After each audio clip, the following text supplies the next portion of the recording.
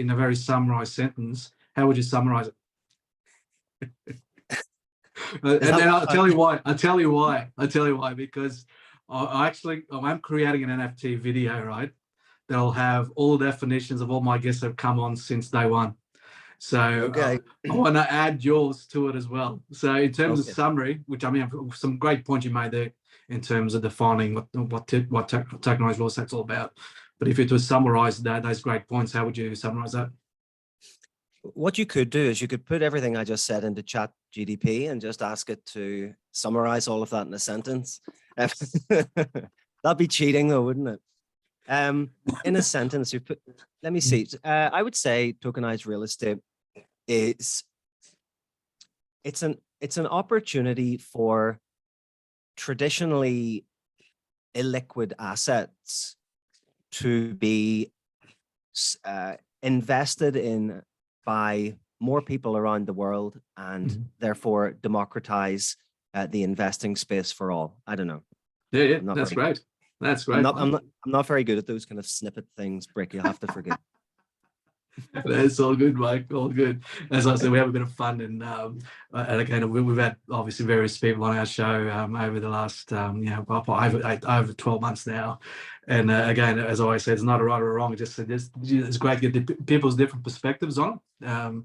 We had Tron Black on, obviously, from a Ravencoin blockchain perspective. We've had Doug. We've had so many people giving their different perspectives to people who've just come in for the first time, who are actually not involved. We had Kevin Lynch, who is an artist, one of the great photographers in the world, and he's given his version what he thought, and he's not very tech savvy, and he admits that he puts that to his hand. But again, it's great to get different perspectives in terms of how they define it, and again, that's been added to it, mate, been added to the fold in terms of the definition.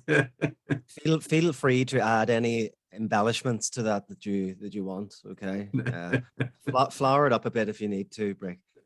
But from a, like, as I say, I'm based in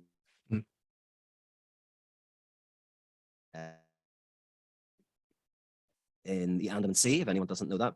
And here, like, if you've ever been to Phuket, you know that there's just thousands of hotels here, guest houses, restaurants, and things like that.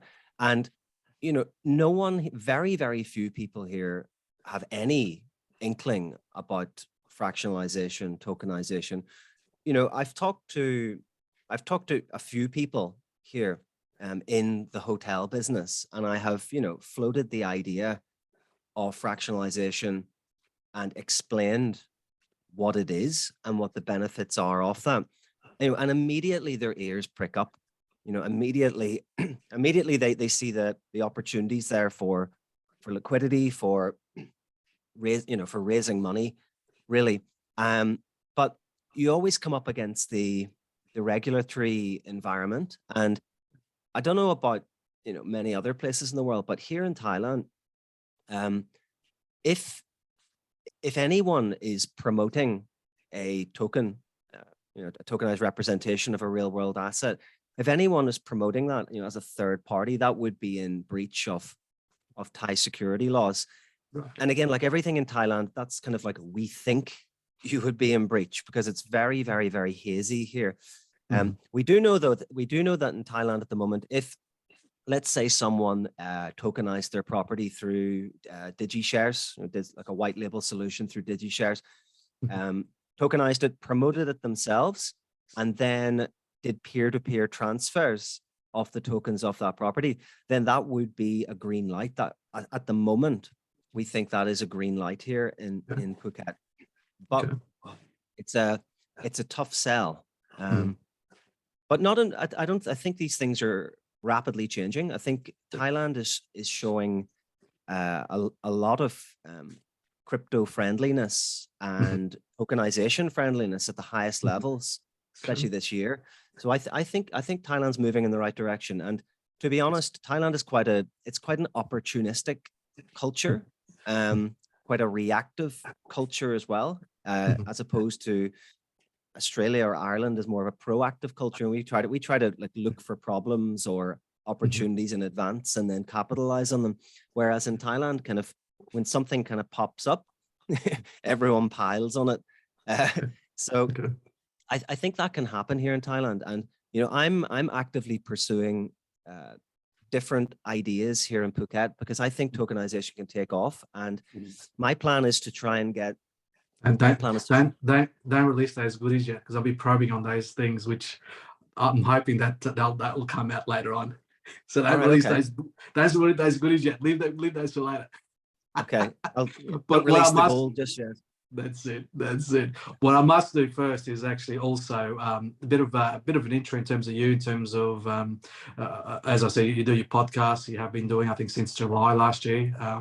That you do it on you publish it on Spotify, and there's been some great. I mean, they're all great in terms of the people. I was having a look at some of the ones, just sort of reflecting back some of the ones you've had, and I know sort of the latest one you've had was with Aaron Day for he's going for president. He's heavily involved with the Ravencoin community. So again, I actually haven't listened to that one, but so that's actually what to do this week. But you've had, like, you know, people like Tron Black, you've had Doug Pape, Sacrone, you've had SOS, which we played his song before. He's a great musician out of New York. You've had Kyle Sandlin out of Miami. So some great people you've spoken to, and obviously just a very diverse in terms of where they've come from, what they're doing in terms of being leads, being co-founders, and so forth. And but probably from your words, it sort of give us a bit of an intro in terms of you. So for the audience that are listening, a bit of introduction, who you are, what you've been in, and what you're doing right now. Okay. Yeah. So my full name is Michael Craig, and I come from the Emerald Isle. I come from Ireland. The northern part of Ireland, as 50% of the population of the north part would call it the occupied 6 counties of Ireland, referring to the ongoing British colonization of the 6 counties of Northern Ireland. By the way, I'm not political at all. I'm only joking, but that is what people say. Anyway, I left those fair shores to go to university in Scotland and study political science while in Scotland. Then after that, decided I fancied teaching abroad for a bit. So I did a course and then ended up about 20 years ago now. I ended up in China in a place called Wenzhou. That's not Guangzhou, but Wenzhou in Zhejiang province.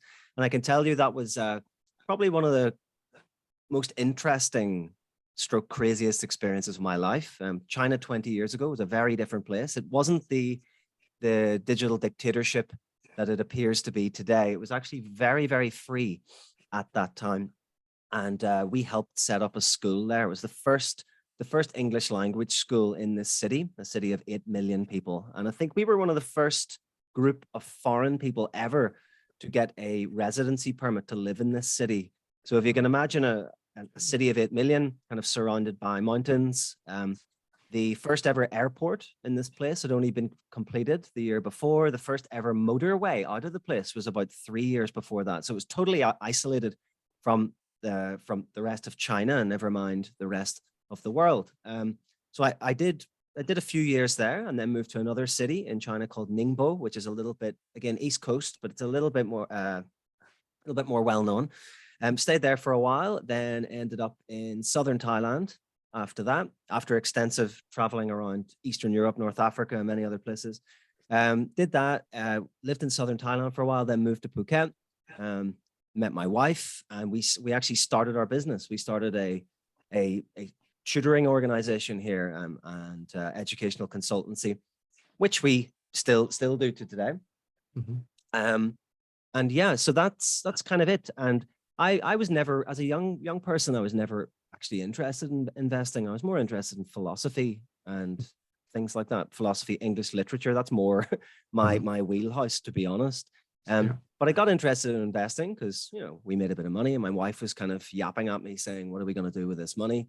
So I had to get my head in the books with her, and got interested in value dividend investing, mainly in Singapore and Hong Kong, which I still do to this day, to be honest. So chasing those dividend yields and a little bit of real estate stuff.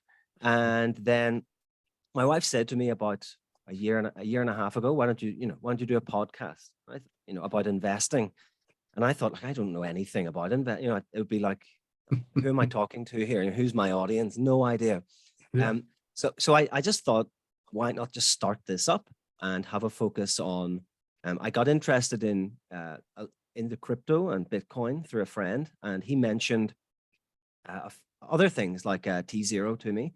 So I started, investigating into tokenization, fractionalization, things like that. And I decided that would kind of digital assets would be the main focus of the podcast itself. And yeah, to be honest, my kind of philosophy behind it is just to interview as wide a range as people as possible. People who are a million times smarter than me, people that know things about, areas that I am not as well read in, to be honest.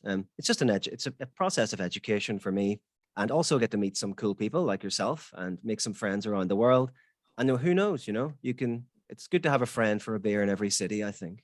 Yeah, absolutely. And just sort of, because I sort of reflect, and I think it was around July when you reached out to me on DMs, on Twitter DMs, and you wanted to interview me, and obviously that's part of the starting your journey in doing the podcast. And again, it was such a great experience. I think we were actually at the time, we were actually in the middle of trying to launch our second property, the Dolphin property, the Gold Coast property. And I said, look, you just got a couple of things I'm going on at the moment. Happy on this sort of, I think it was August, I don't know when we always sat down, but probably just sort of what sort of motivated you in terms of specifically around in terms of what was the objectives from your perspective, the main objectives? I know you sort of touched on it, but what was sort of the more in terms of educating yourself, in terms of doing interviews, or with the view to do something in the future yourself, or what were sort of the main motivators around that with the podcast?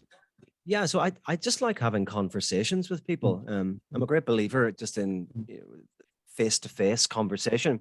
And in the cyber world, Zoom is as close as you can get. It's the next best thing.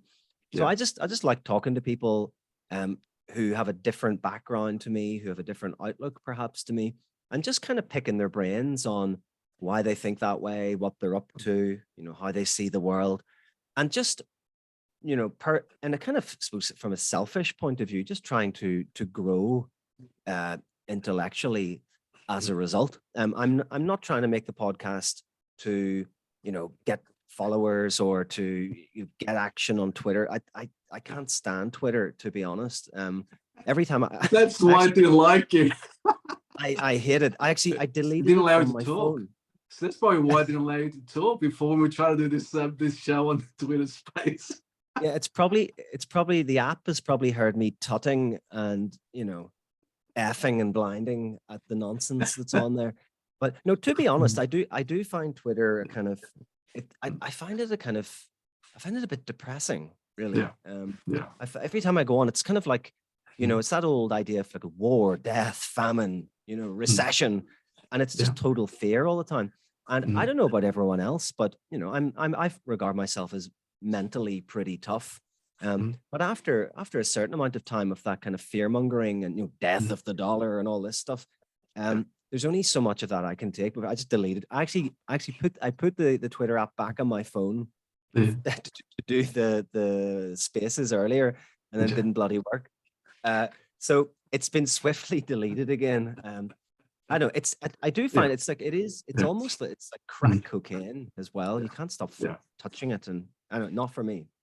Yeah, I think it's one of those things that, like, when we were sort of looking at and planning out strategically in terms of how we're going to get engaged with people in terms of what we're doing in tokenizing real estate.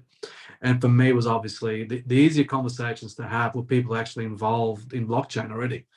And you sort of look at all the platforms, and Twitter is dominant when it comes to people who are involved in blockchain. I totally agree with this.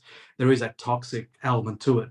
But again, you sort of look in terms of where most people involved, they're in blockchain, where are they actually engaged in, where do they live? And that's for me always, when I'm looking at businesses, always look in terms of target markets. Where are people living, given your target market?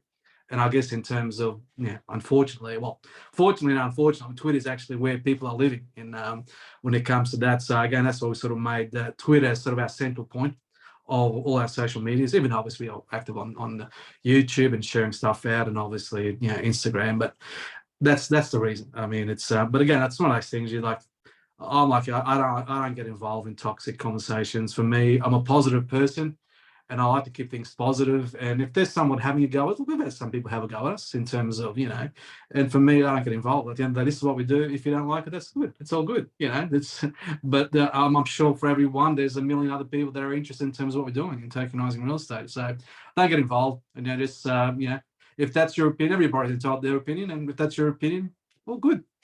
Have no problem with that, And so don't get involved. It's a toxic environment. Yeah. Yeah, I do agree with you. For like something you're doing, it's a wonderful marketing tool. It's also a wonderful way just to very informally kind of contact people and say, hey, how's it going? I like that. Do you want to chat? And what's amazing about it, just in terms of the medium of communication that it is that the vast majority of people, no matter who they are, they usually do get back to a DM. And I don't think you don't really get that anywhere else that I've found. So yeah, there are huge pros and cons, but just like any technology, really, it just depends on how you use it, what you get out of it. Absolutely. So I've got a few questions that I'd like to sort of for us to sort of points for that will guide our discussion. Some of the things I think it's to sort of your reflections over the past 12 months, especially with the people being talking to. So I just got a couple of things here to. So in terms of given some of the platforms, people who've spoken to who actually are tokenizing real estate around the world, and who are actually at the cold front. There might be the property token platforms, or it might be sort of the service provider, but mostly in terms of the ones, specifically the ones that are tokenizing real estate. People like, obviously, you spoke to Dan and Sarah from HydroChain from out of the Wisconsin. You've spoken to Jake Menard in terms of out of Chicago, in terms of he's got his plans to tokenize real estate. So have a look at those, sort of reflect back in terms of and you sort of reflect back what problem were they solving in terms of when they trying to do what they, in terms of tokenizing real estate. What was sort of the general feel from what they said to you? The general feel I get when talking to people, who are involved in this nascent industry is a lot of positivity, and there's a lot of hope there as well. Obviously this is a massive opportunity. And, when you kind of read into this, when you kind of first hear about it, and then you start reading into it, it kind of just hits you in the face like a sledgehammer, going, look at the size of the global real estate market, and look how, little of it, that's just a tiny sliver of it has ever been tokenized. And this is very, very possible. Sure, there are legal loopholes that need to be jumped through, and there are problems at a governmental level, et cetera, need to be ironed out. But when there's money to be made, these things can be solved. These problems can be solved pretty quickly.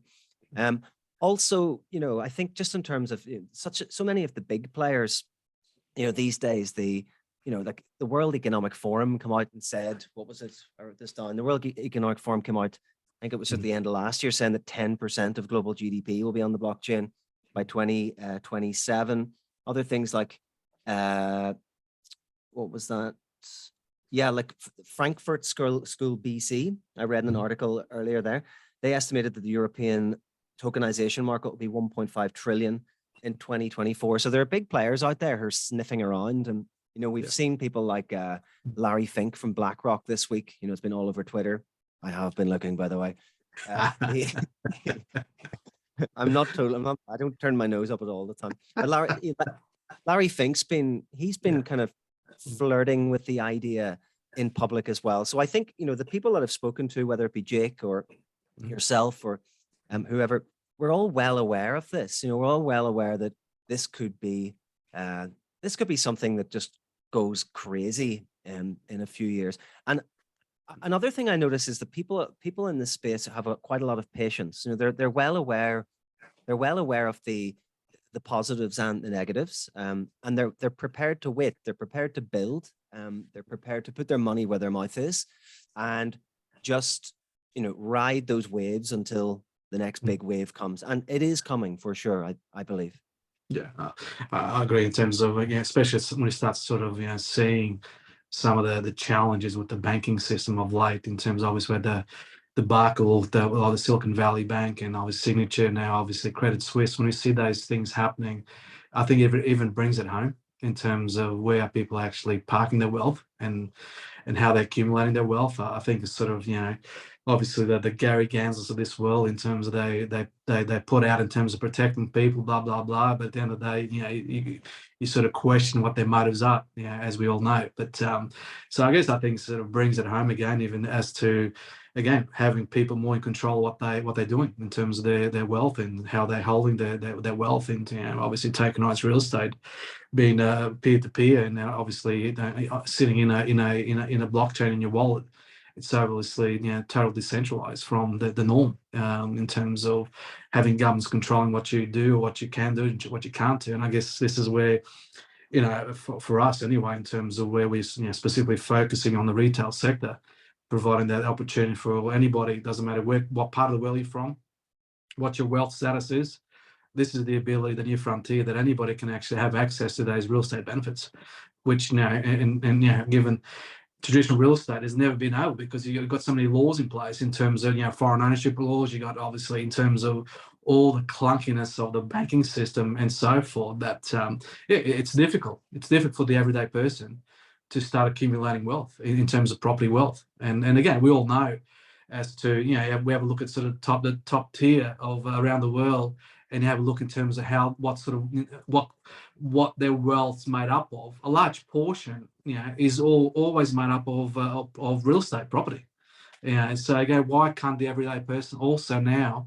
What can the everyday person have that ability to access the real estate benefits? And again, this is obviously how blockchain is changing that the new frontier in terms of, again, for as little as $100, you can actually have exposure now to real estate. And I guess this is, as myself and my colleagues, this is obviously the things that we're providing now to people, to do to anybody from all corners of the world. Yeah absolutely. And just to kind of go back on what you said, just with the complete irrationality of regulators like the SEC in America, things like I'm sure you saw, like this morning, I was actually reading about they've issued a threat to Brian Armstrong at Coinbase, after giving him a big green tick to go ahead and do what he could do, less than 2 years ago. So we can see the irrationality of these people. We can see that their motives are not pure. And it actually reminds me of a quote by Friedrich Nietzsche. And he said, everything the state says is a lie, and everything it has is stolen. And there's a little bit of truth to that. The state does not want people sharing things peer to peer and cutting out all these middlemen. They don't want people having total ownership over their own affairs. They want everything to be spied upon and looked upon and controlled and manipulated. And what about entrepreneurs, for example? Like, entrepreneurs have an idea, they work really hard. Why should the fruits of their labor be controlled by some centralized authority who cannot make a rational decision, or a decision that the way I see things at the moment is the kind of the ridiculousness of the entire system is being exposed by the internet, I believe, because before the internet, the government could kind of get away with whatever they wanted, because they controlled the mainstream media, and that was and the radio, the radio, the newspapers, whatever, and that narrative was very easily curated by the powers that be. But now the internet has kind of just blasted that model of manipulation, you could say, out of the water. And now when we have peer-to-peer technology, especially with real estate tokens, and whether it be Bitcoin or whatever else, I just think this gives a wonderful opportunity for the ordinary people in the country to take back some sovereignty over their own affairs. And obviously that's why we're seeing all of this mess, the banking system and everything else, because this has become the war is on, whether we like it or not. Yeah, absolutely. And again, as you said, there's always a narrative as to why they're doing what they do. And we've seen that through COVID. I mean, COVID was a perfect example of that. What went on, different approaches. I mean, the medical science is what it is, but they all had different views. But again, because there was a narrative from each state, each country, as to why they were doing what they were doing. And again, we don't want to get political, but we saw here in Australia and some of the stuff that went on.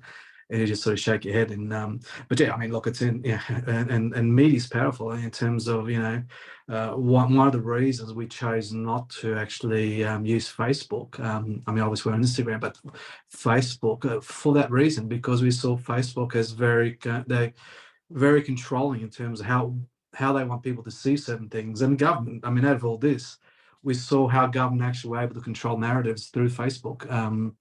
And we saw people get banned because they were saying things that they didn't agree with vaccines and what have you.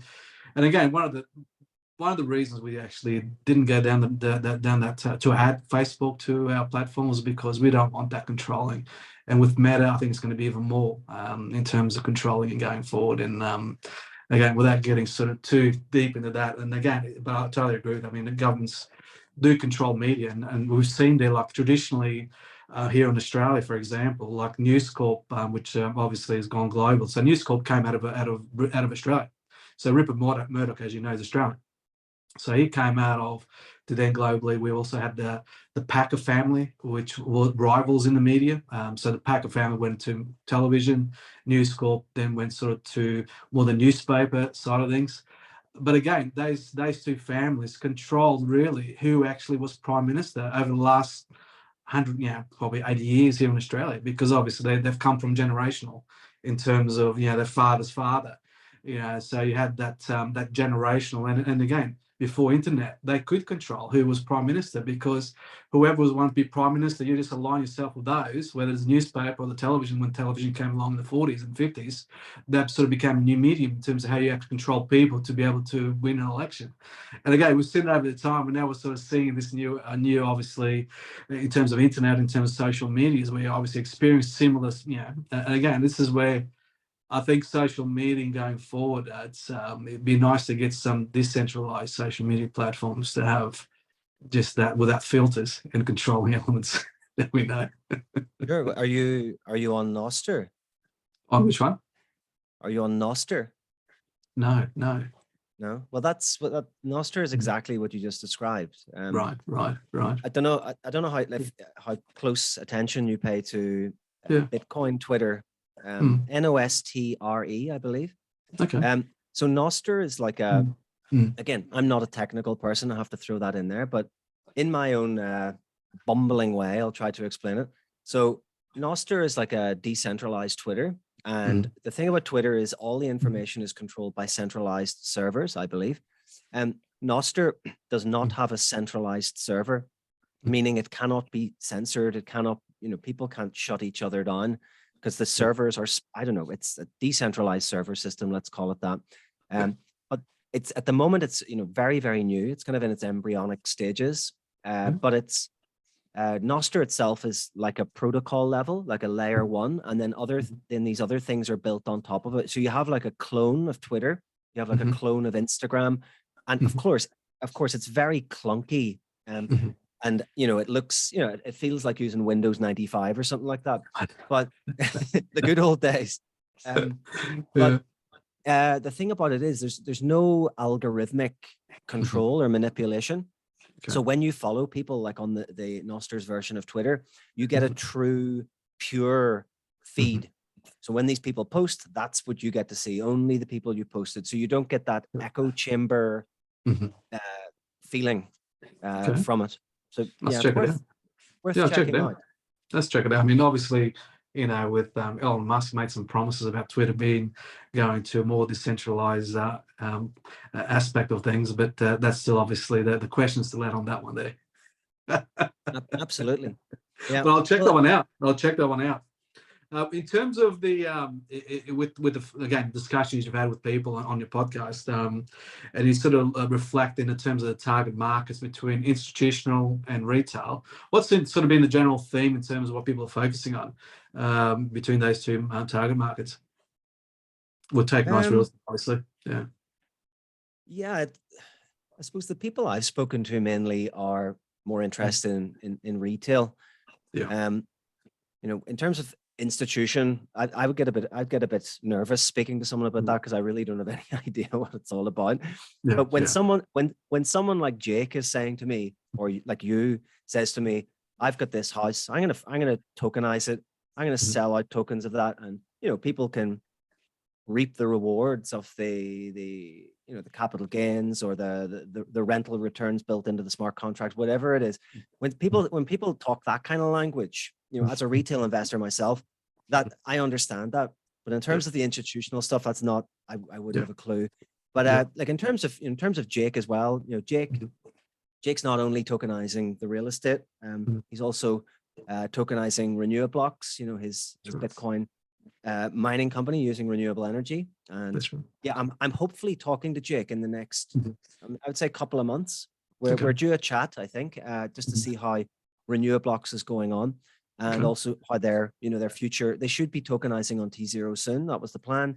So let's see how that goes. And I think that's an exciting project. That'll be I think there was another company just got in ahead of them in terms of renewable Bitcoin mining tokenization, a tokenized renewable mining project, but they're definitely one of the first. And I wish them all the best. It's a cool idea.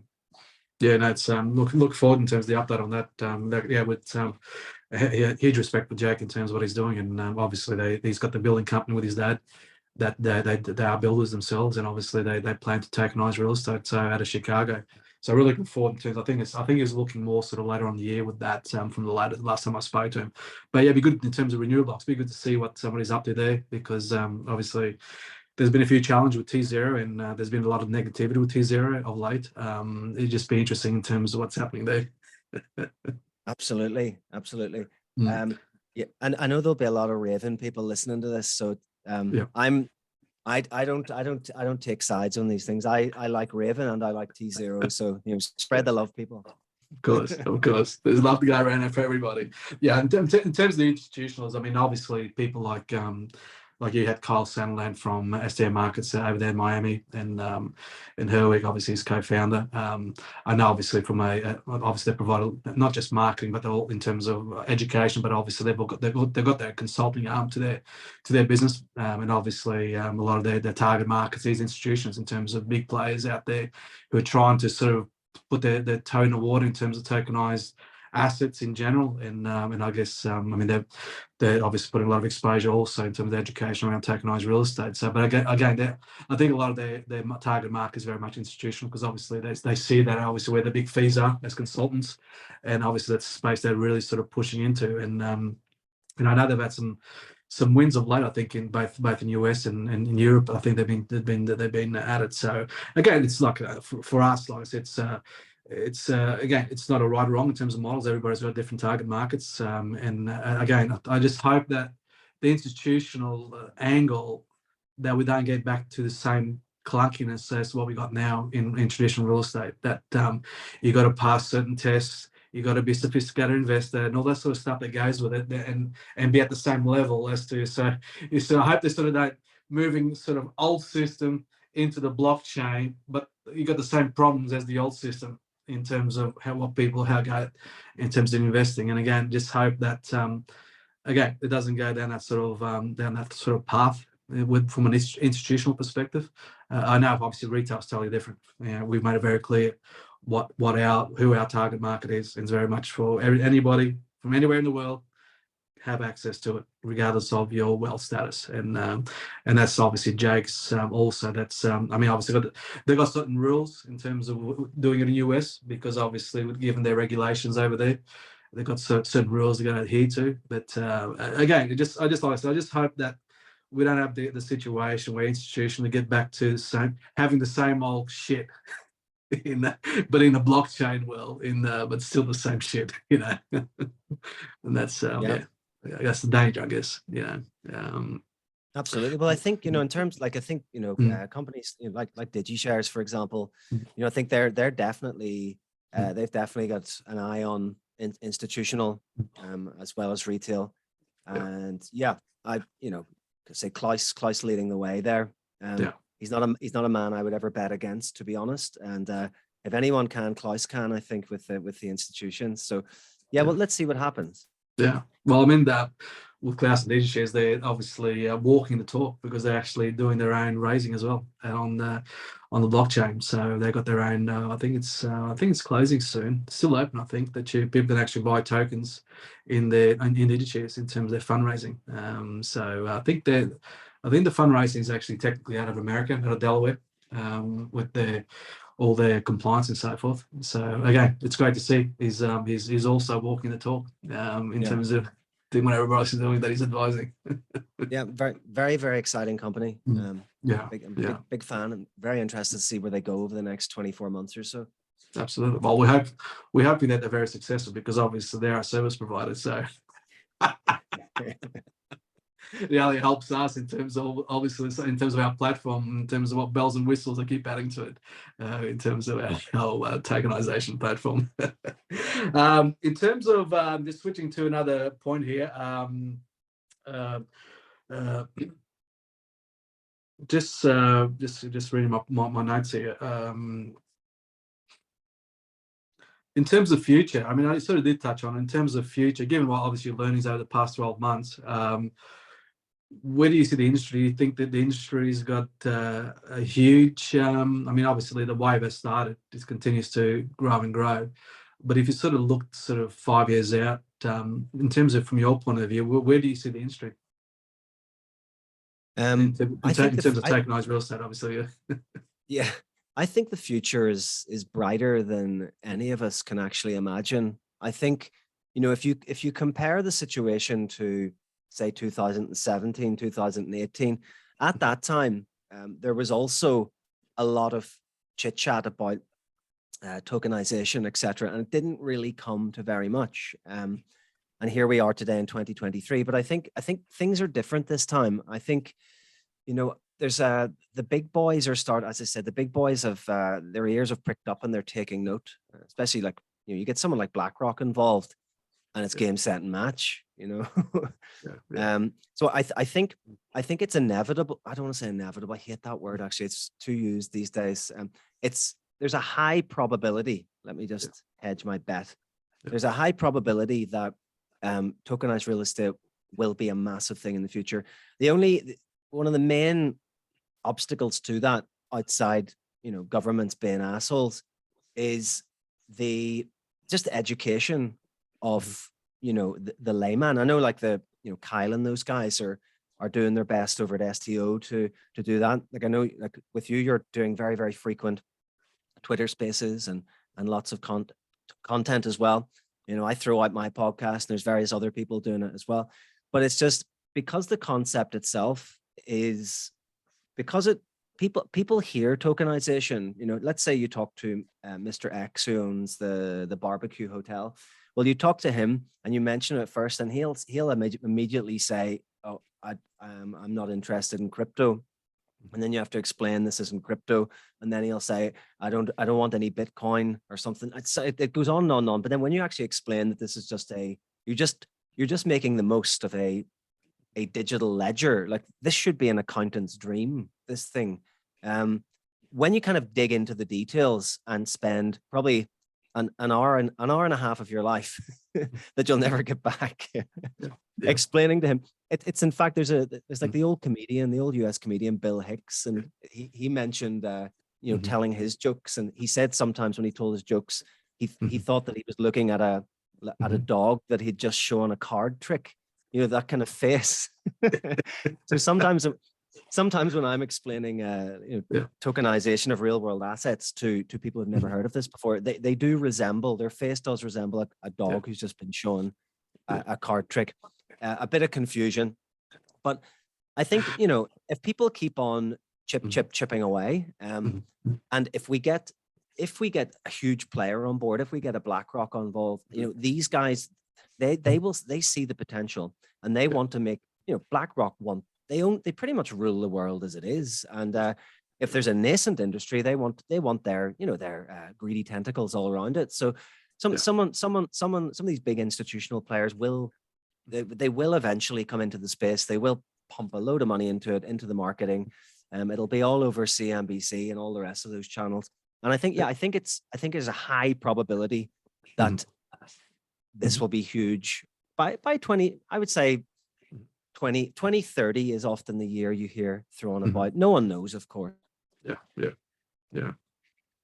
I think I agree with you in terms of Rich, right? with that.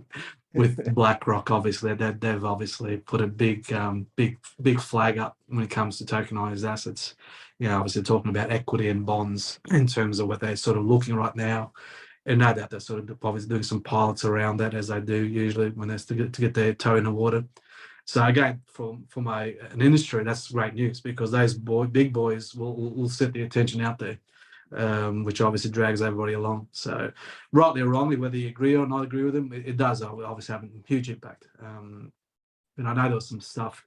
I know they've been very actively in the US buying a lot of sort of residential homes, sort of so you're lower end in the market. So they've been acquiring a lot, which is obviously, it has caused a bit of havoc in some parts of America. Some of the guys I've been talking over there. But yeah, okay, rightly or wrongly, whether you agree with them, that those big boys do sort of basically they put flags out when they do something, and I guess this is what it's been doing over the last week, then putting those statements out, yeah, which is great, yeah. In terms of just looking at my notes here again, this is the big question. This is what I always like to ask. Nothing too difficult, BRIK. Come on, nothing too difficult. No, nothing too big. What do you think? What iconic event or what iconic asset will it take to make mainstream to say, shit, tokenized real estate, it's actually here. That's something I can actually invest into because I get it. This piece of iconic, what do you think? What iconic event or what iconic property will it take to get mainstream to notice? Obviously, we talk about BlackRock, but I'm talking about an event or a property they'll actually set the world alight. I think it could be something like, you know, if you go back a year and a half ago, you had, you know, the FTXs and the Lunas of the world, you know, sponsoring big sports stadiums. I think it could be something like that. You could get some, you know, like an NFL stadium, like one of the big American ones. You could get something like that. That would be huge. You know, there'd be so many eyes on that. What I think maybe like, I don't know.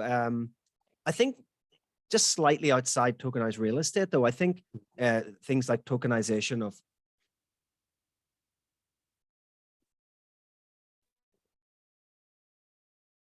your driving factor just for the whole industry of tokenization itself. You know, I always like the idea of, you know, some college basketball player who has a bright future, you know, guys go along, have a meeting and say, would you like $1 million? He says, yes, thank you very much. And they say, okay, well, you just have to tokenize, we're going to tokenize you and then give, you know, 10% of your wages for the next 20 years to token holders.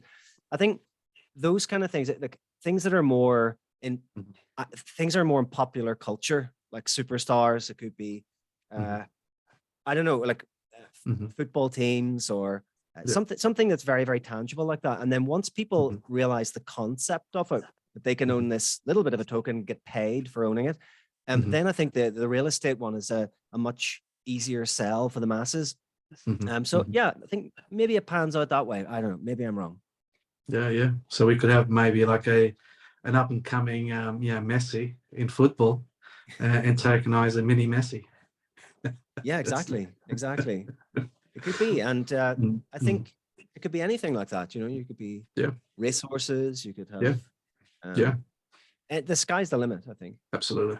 Again, it doesn't matter what the real asset is. Real world asset is. I mean, anything can be tokenized, really. But yeah, it's I like the stadium bit because I think I don't know if you've heard, but I'm doing my little bit here in Brisbane because I've sort of been involved with Brisbane Bullets, our national basketball team here, and I've actually said to the CEO and I've actually said, wouldn't it be great to have because they want to build a new stadium, so they're here in Brisbane, so they're looking at spending $1 billion Australian to build a new stadium. It's not just a stadium; it's a mixed precinct with hotels and restaurants and retail and so forth.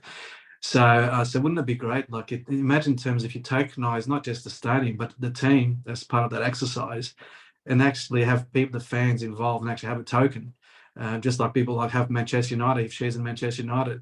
Imagine having a token in the Brisbane Bullets team.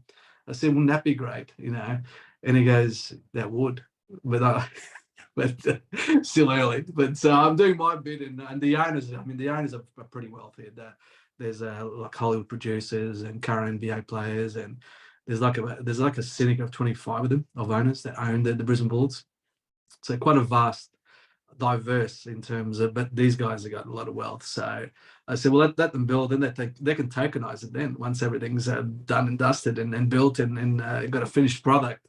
I said, wouldn't it be great to tokenize it in the, yeah, but we're talking about about 4 or 5 years time.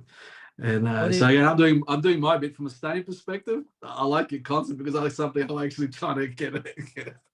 Well, what do you think then? What do you think then, BRIK? What's going to be the iconic building that brings this to the forefront of the public's imagination? Yeah, look, in terms of like, yeah, if I sort of look at an Australian perspective, like the government just announced that because we got the Olympics here in Brisbane, 2032 Olympics. They just announced they're going to be spending $2.7 billion to build a new stadium here in Brisbane. That's in Australian dollars. Again, the site they want to build on, you've actually got quite a good stadium already there, but they want to like tear it down and build this brand new stadium. It only hold 55,000 people, which is the current one holds 50,000 people.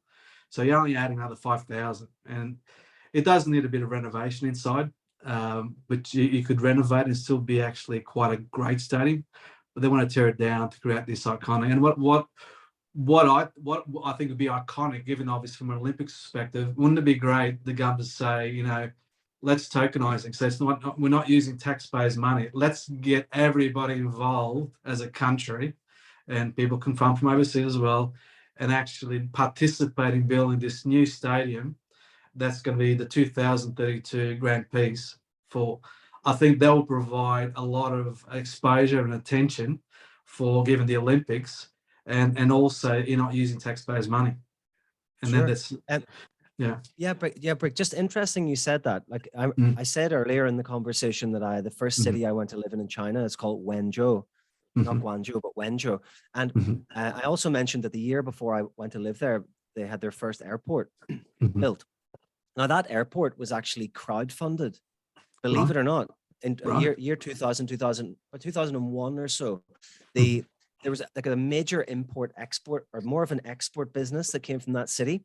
So at that time, they were the world's #1 exporter of, like old school pricing guns for news agents. Put the price on, like 50 cents for a can of Coke. Or click, click, click, click, click, click, click.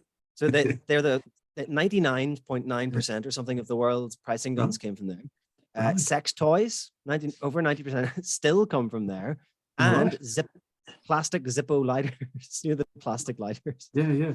Oh wow. So there were quite a lot of people there who were making a ton of cash in the early 2000s. And I mean, ridiculous money. I can remember walking to my office in the city center in the morning, and you literally had men with huge bags of cash, and men walking with their arms full of cash going to the bank. Wow. So what happened was there was no airport in and out of the city. So the people, the nouveau rich, let's call them, these guys who were 5 years before peasant farmers, but suddenly became multi-millionaires. They got together and said, the government's not giving us anything here. Let's just chip our money together and build an airport. And that's what they did. Right. So, is that right? Wow. Yeah, that's true. That's true. Community driven. That's fantastic. Yeah. Absolutely. Yeah. And again, this is what I like to see. Like, like to hear that what a great way. I mean, again, we're talking about government, whether they sort of would have that mentality is another thing. But again, when you start talking about private enterprise, it's a different story. I mean, I think that'll be a very big wish to get the government to have that way of thinking to tokenize a stadium for the Olympics. But look, in terms of the basketball stadium, is very much in terms it's private. They're doing it's a private money, so that's obviously more doable. And if there was sort of the owners had that sort of way of thinking in 5 years' time when it's all built and you got the finished product, and be able to tokenize and getting community to be involved in the ownership of it. So again, that's something I sort of keep trying to educate the CEO on and provide sort of intel and again, it's see where that goes. But I think it's going to take some of these iconic projects to really sort of again create the attention for people to see, especially from a mainstream perspective, that this is actually a real thing, and anybody can actually have access to it. And BRIK, another thing, if I can just play interviewer for a second. What in terms of education, like we've mentioned before about Kyle and the STO boys, you know, they've set up their tokenization course. And there's various other things, but you know, it is very difficult, or very rare, I should say, to find someone who even knows what a blockchain is, or you know, never mind fractionalization of real world assets. You know, that is you do get looked at in a bizarre way when you mention these things. So how can we, like, let's say there's a 10 or 5-year plan, you know, a 5-year plan. Like how do we pick up the education? How do we spread the good word? And what's the most efficient way to do that, do you think? Yeah, look, I think one of the big barriers is actually obviously different countries have different laws, and that's obviously a huge barrier, because again, what we're doing obviously can't be done in other countries. You know, like US is obviously very regulated. You go to other places, again, like Dubai, for example. I've got some colleagues over there to try and tokenize real estate over there, and again, they're talking about massive projects. But again, they're sort of, do we ask permission first, or do we just do it and actually then apologize for it later on? So that's that dilemma. But their project is so big, they're not prepared to take the risk to actually then apologize later, because the apology could have a huge fine over there in Dubai. Again, obviously, and that's the big barrier in terms of, you know, different rules in different countries. Look, I think just bringing things back to base. And when I do my obviously Twitter Spaces and our BRIK Q&A that I do, and you know, yesterday that we do every week, I just try to bring things very back to basics. And I think you have to, regardless of who the audience is. And sometimes, you know, you sort of try not to be disrespectful to people who actually got more knowledge in terms of blockchain, where it's sort of more the extreme end of the full knowledge of blockchain. But again, you sort of try to cater for all involved, and you sort of try to keep things very simple language. I try to, but again, I think in terms of 5 years, I think it's going to need that simplicity around, and again, just when I talk about real estate, I mean, the fundamentals are the same in terms of real estate, whether it's traditional real estate or tokenized real estate, because we're talking about real world real estate. So the fundamentals are all the same in terms of, you know, returns, what sort of, you know, gross rental yields do you get, in terms of what are the taxes. All those fundamentals are the same. It just so it happens to be on the blockchain to make it easy for people to access. So I think it's going to take just continual simplicity in trying to articulate tokenized real estate, and that continual inconsistency, which, you know, I'm a big believer in. You need to have consistency. So, you know, like we do the show, like this show, and the one yesterday, same time, same place every week. So people got this, they go, what's on? I want to listen live, but they can listen to the recording. So, and I think that's where it's important to have that consistency, and again, keeping it simple is my big belief. And I think sometimes, like, someone listening, you see that 1 hour and a half you spend with somebody at the pub, you know, the guy at the hotel, and you sort of explain it. And sometimes, like a lot of time, people don't the penny doesn't drop straight away. It's only by sort of reinforcing and sort of keep listening to the recordings and so forth, and just coming from different angles, that sometimes the penny only drops like 3rd or 4th, 5th time when they listen to it. And that's sort of been my experience in terms of when I've been talking to people over the last 2 years now. And that's some of these conversations have been people who've been in blockchain for a long time. And even just the concept of tokenized real estate on the blockchain, for somebody who's regularly trading crypto every day, that concept, it was even sort of like, wow, you can do that. Yeah, you can. Just like you trade Bitcoin every day. This is just another digital asset, you know, that you can actually buy and then keep and sell if you want to sell, you know. So even that, even like I said, sometimes you sort of take for granted that someone in blockchain, they should know all about it in terms of tokenized real estate. Well, don't always assume, because, you know, it is all very new. But yeah, look, over the next 5 years, I think just keeping it simple, keep it consistent, I think is the key for us all to keep, bringing from, you know, non-blockchain world mainstream. And I hate using the word mainstream. People that haven't been exposed to tokenized real estate, what you can do, to now actually have some understanding of what you can do. And I think it's going to require those two elements, I think. Sure. Yeah. And BRIK, in terms of secondary liquidity for real estate tokens, like you're kind of looking around the world at, you know, entrepreneurs setting up various projects to provide this, platforms for liquidity markets, secondary markets, etc. Which of these is exciting you at the moment? Look, look at first, if I go back 6 months ago and we were talking about secondary markets and what we saw as part of our vision in terms of secondary markets, obviously we always say right up there was T0, and some things that have happened of late that sort of changed my mind in terms of just where they see themselves. And sort of our sort of progression was always going to be, obviously we got a secondary market. So once a property settles, like say the Dolphin property, straight away our secondary market opens up on our platform, so people can actually buy and sell, and they can even not even come through the platform as long as they've been obviously approved, accredited as in terms of obviously with the KYC and AML on that platform. So someone can actually exchange a Dolphin token between each other from peer to peer, because if they've all both been accredited through our platform, there's no reason they can just do it between each other. But in terms of secondary market, well, there is a secondary market once a property settles there for people to come in. I want to sell for X amount of dollars, and some come in buy for that X amount of dollars. But in terms of going to an external secondary market, we see a real estate exchange as being sort of our next progression. Given obviously real estate exchange with Mark Dank, which you've actually had on your show, they're starting to roll out. They're going to be actually launching that pretty soon, which obviously is part of DigiShares family.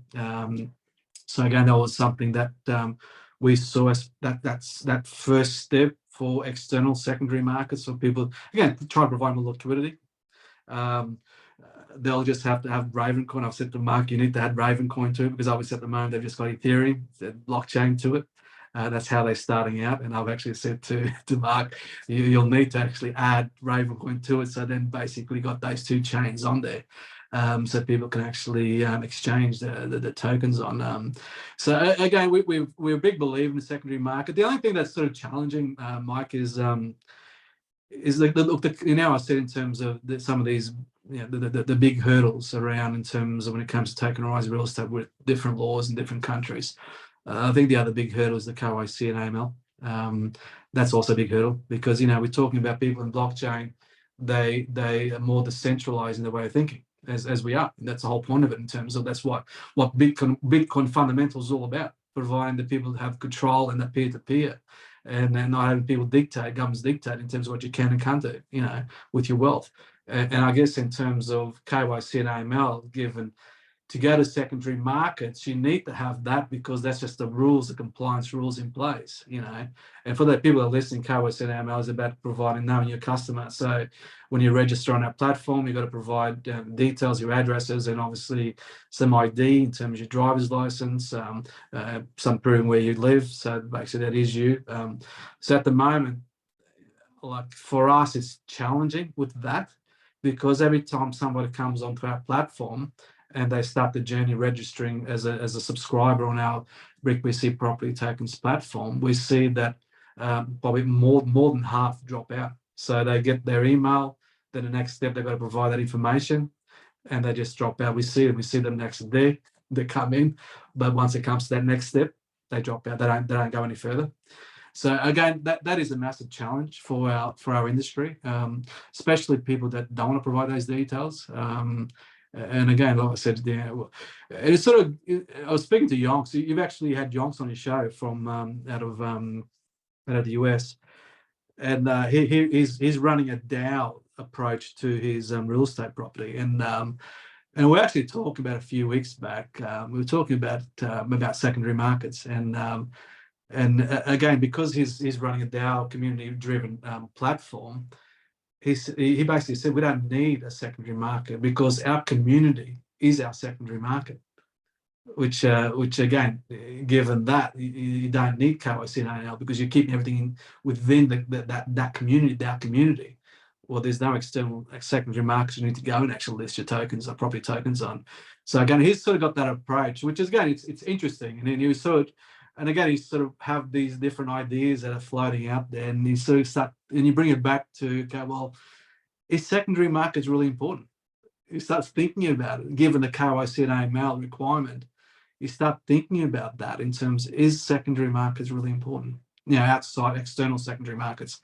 Yeah, so it's interesting in terms of, yeah, we sort of, and again, it's ever changing. Obviously, you know, our technology keeps changing, rules keeps changing, and you sort of have to pivot in terms of what's in front of you, and make the right decisions. And again, yeah, but that's just the way. Just like, you know, as you know, when we started, we pivoted from the Ethereum to the Ravencoin blockchain because we saw Ethereum has been a massive barrier given the gas fees. You know, but again, look, it's something that you have to always be evolving and for the good, and making your platform in terms of what you're doing better today than what it was yesterday. And given what's at the fore right now, you know, what Yeah. that you know.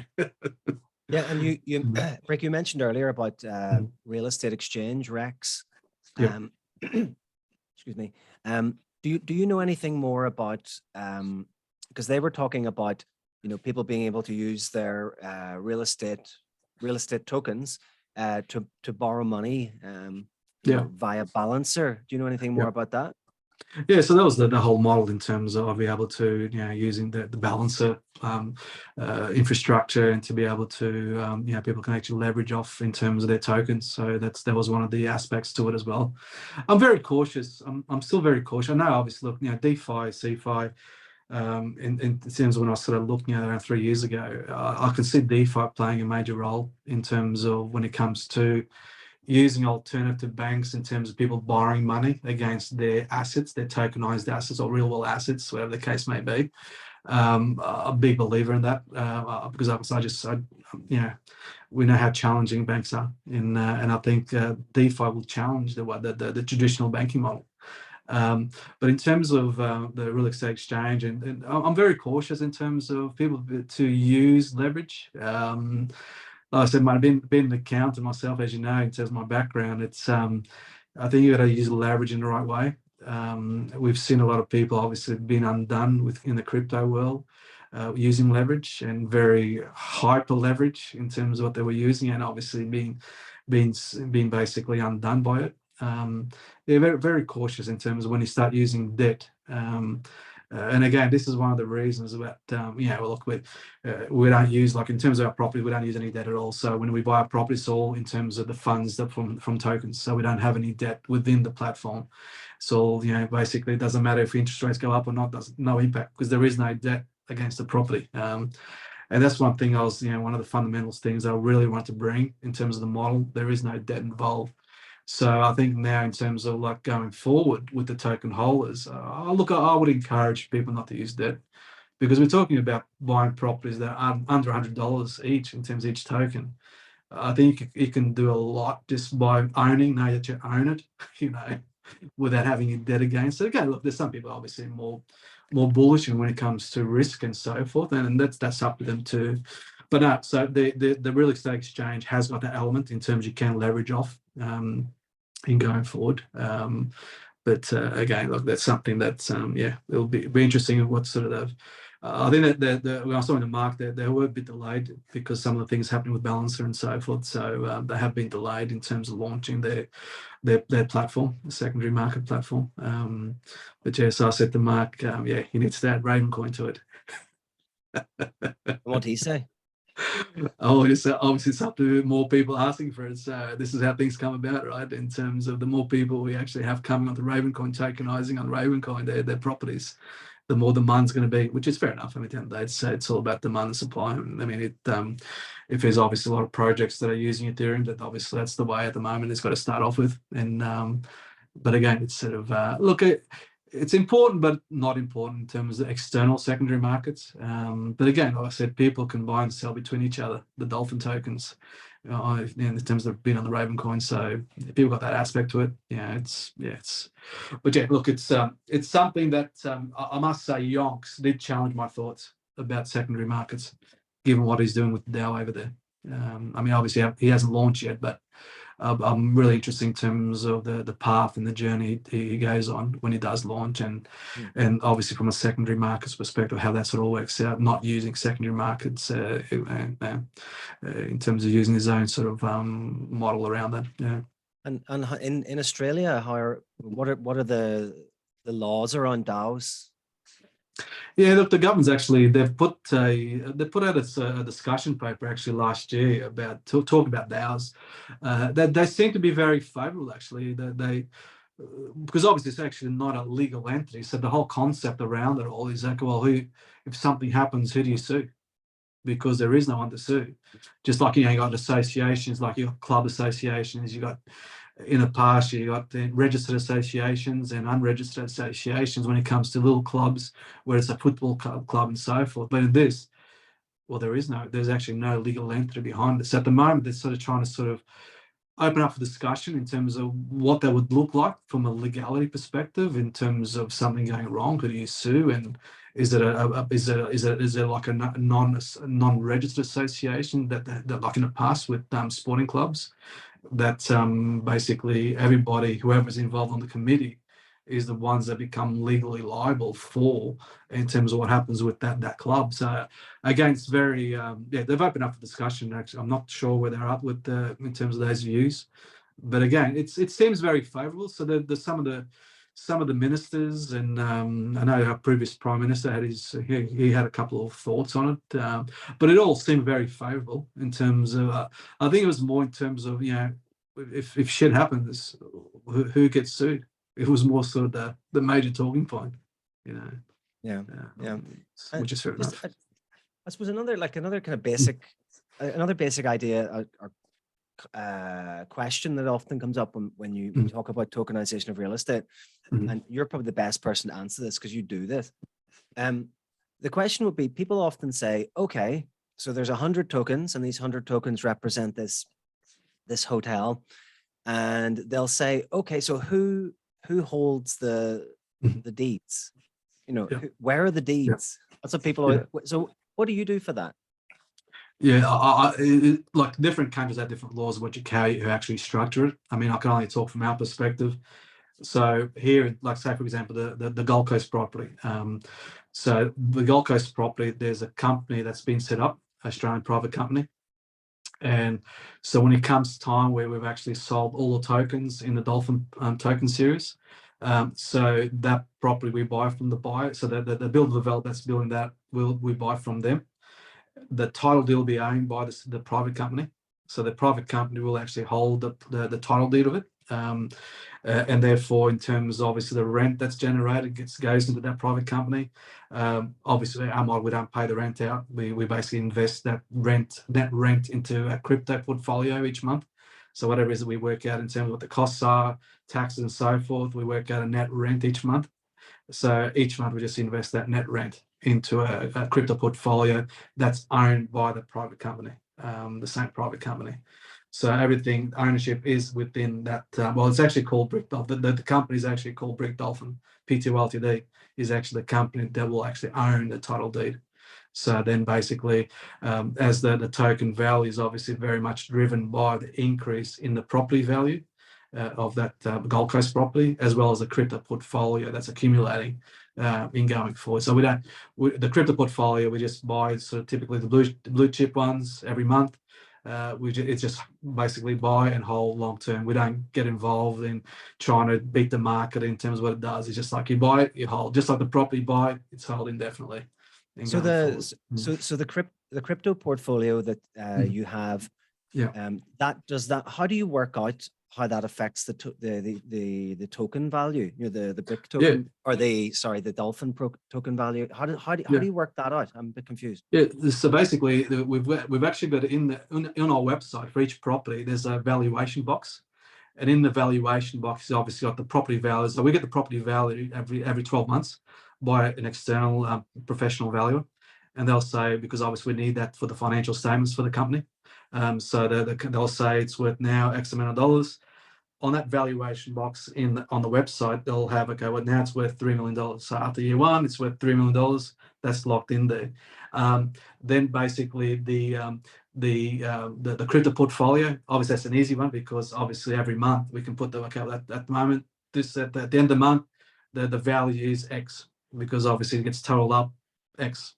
Next month is worth Y.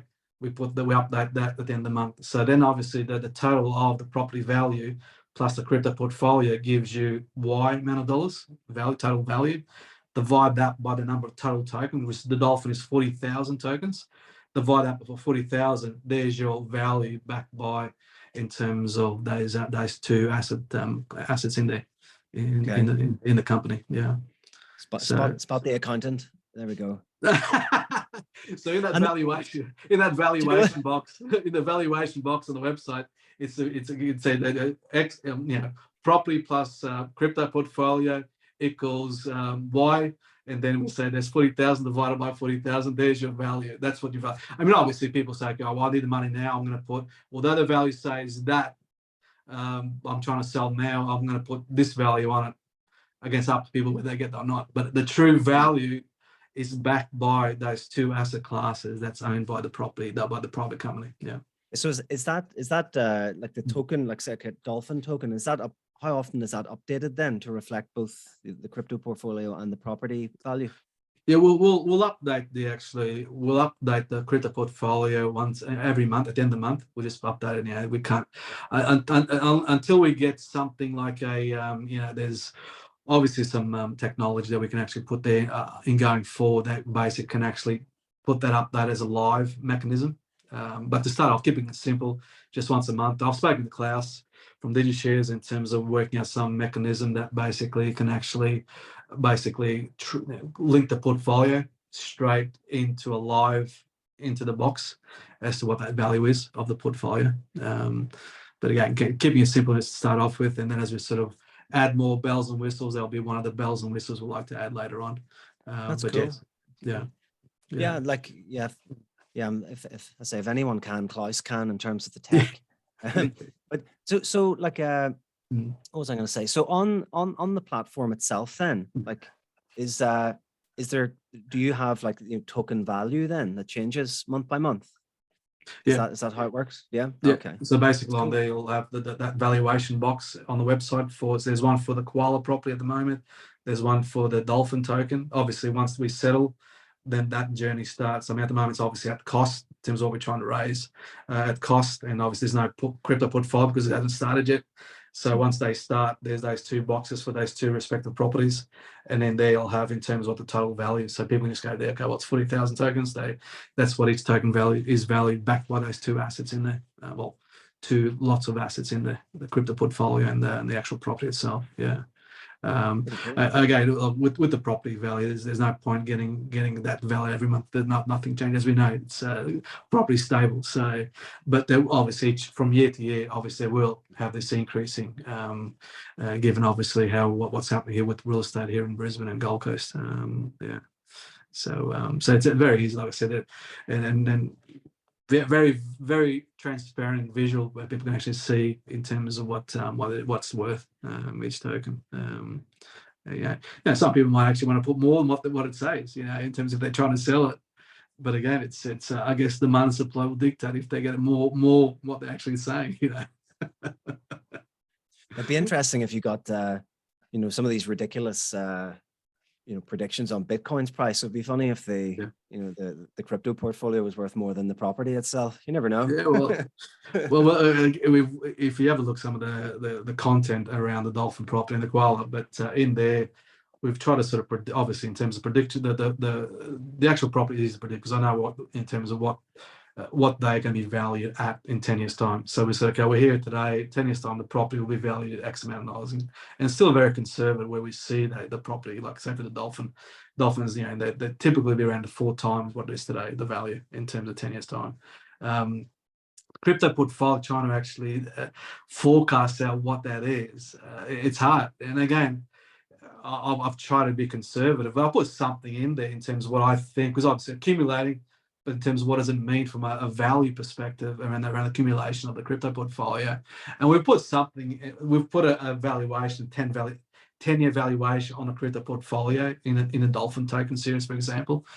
But again, still very, very conservative what I put there. And if we had a look in terms of what Bitcoin's done over the last 5 years, you would say conservative. That's like it's like what's lower than conservative in terms of forecasting something out, and that's where. So again, we don't know. at the end. I'd rather be extra ultra conservative when it comes to the crypto portfolio, what it'll be worth in 10 years, than basically, you know, and I think it's probably more in terms of my training as an accountant, that you always want to be conservative with these things, you know.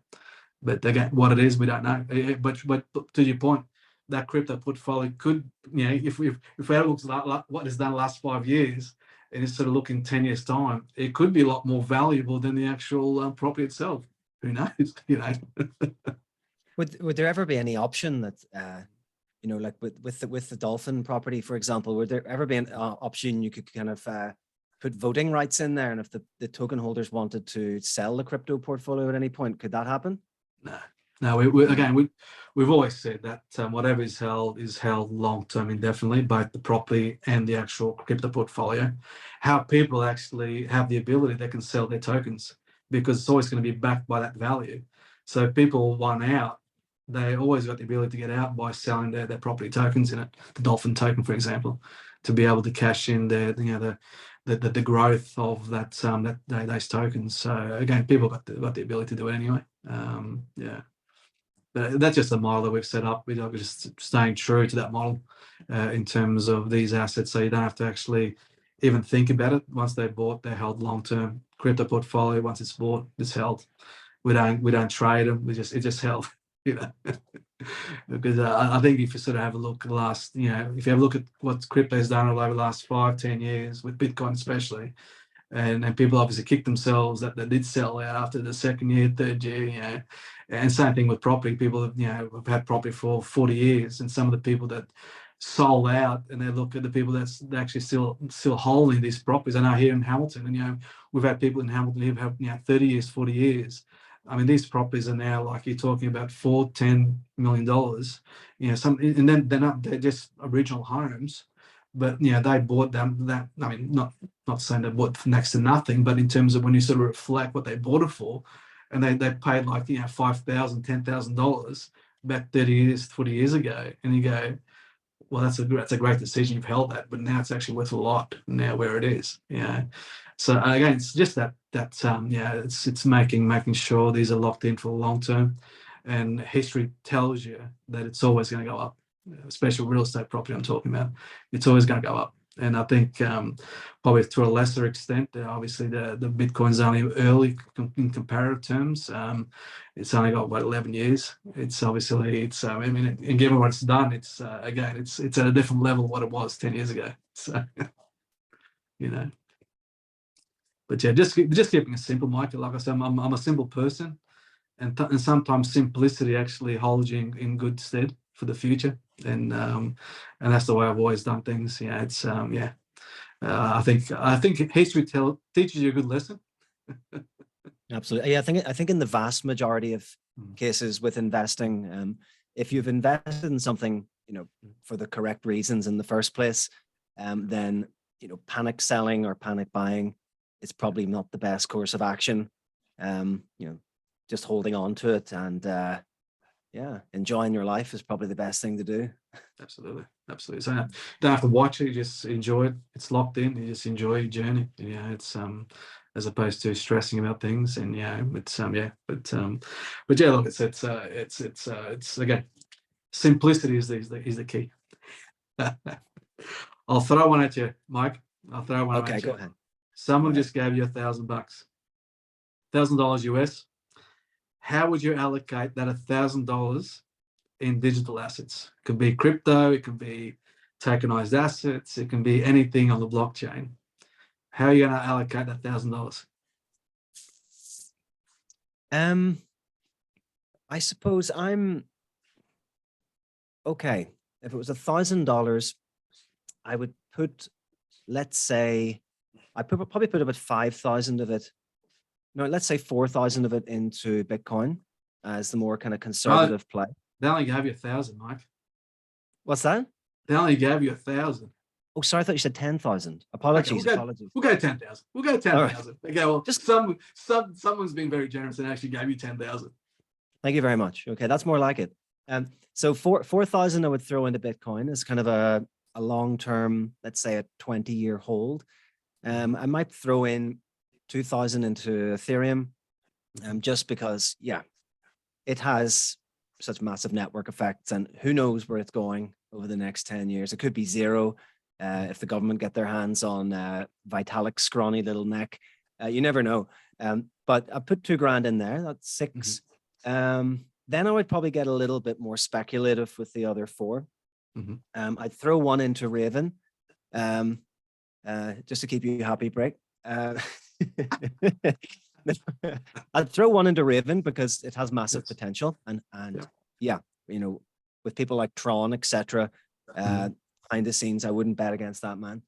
I'd also throw in 1 into Luxo. I don't know if you know Luxo. Luxo is one worth checking out. LYXE is the ticker. It's a blockchain that's being developed by Fabian, who's one of the guys who actually invented the ERC20 token from Ethereum. So he's at the moment, he's been, for the last 4 years or so, he's been playing about with a project called Luxo. He's got a beautiful Colombian wife, and they're kind of partners in this project. And what they're doing is his wife is very much into the fashion industry, high-end retail fashion nonsense like that. Not my thing, but what they're doing is they're setting up this blockchain. And the whole point of it is to get in big fashion players like Gucci and Versace and all this stuff. And it means that people can buy and sell very high-end luxury goods using the Luxo blockchain and the Luxo token to make it means that high-end brands can be verified on the blockchain so that people don't get ripped off. Because, you know, when people, you know, when you buy your wife, not that I would, but when you buy your wife a Versace or one of those silly bags you get in the Champs-Elysees, when you buy your wife one of those things, and you know, how do you know it's real? How do you know? And at the moment, you get a little cardboard token that tells you it's real, and that's what you show someone who wants to buy it off you. But you know, when it's verified in the blockchain, then you've got that rubber stamp of approval. So Luxo's one I'd throw $1,000 into. I'd also, so that was LYXE. Okay. The blockchain is Luxo, the project is Luxo, the token is Luxo, but it's the ticker is LYXE. So that's 5 plus 4 plus 2, 6, 7, 3, 8, because I got Raven coin 1,000. I'd probably throw in, let me see, I'd probably dump in $2,000 into Quant, QNT. Quant is something, I interviewed a guy called Greg, what's his name again? What's his name?